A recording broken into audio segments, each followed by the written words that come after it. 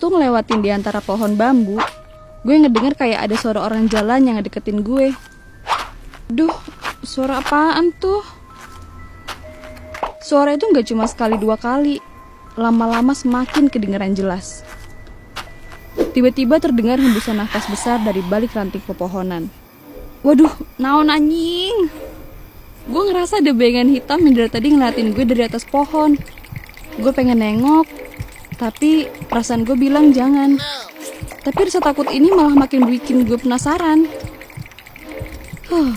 Entah kebodohan dari mana hingga akhirnya gue nengoklah ke atas. Dan bener aja, di situ gue lihat sesosok bayangan hitam dengan mata merah sedang menatap nanar ke arah gue.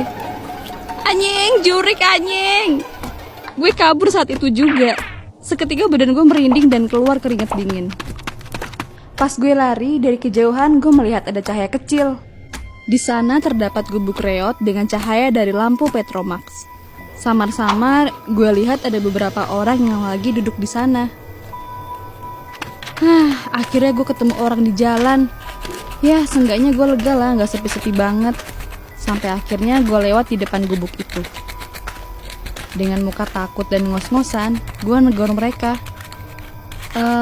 Misi pak. Tapi mereka bukannya ngejawab sapaan gue, malah diem aja sambil ngeliatin dari ujung kaki sampai ke ujung kepala.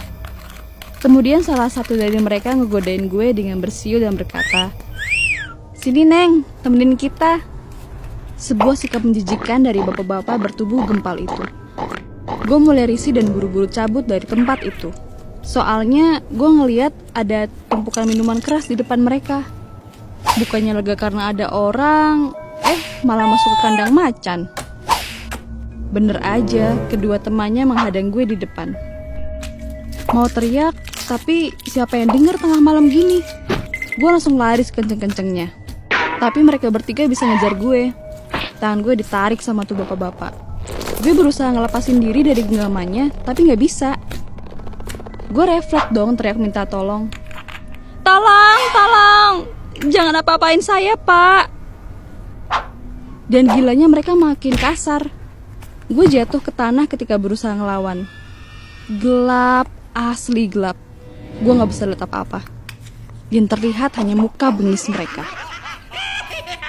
Mereka berusaha melakukan hal jahat ke gue. Mereka merobek pakaian gue dan tangan mereka mulai menggerayangi tubuh gue.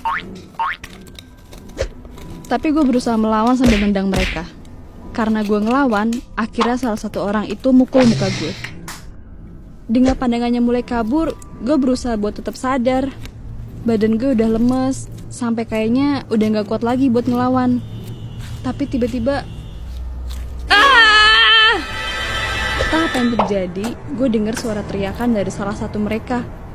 Gue berusaha ngeliat apa yang terjadi, tapi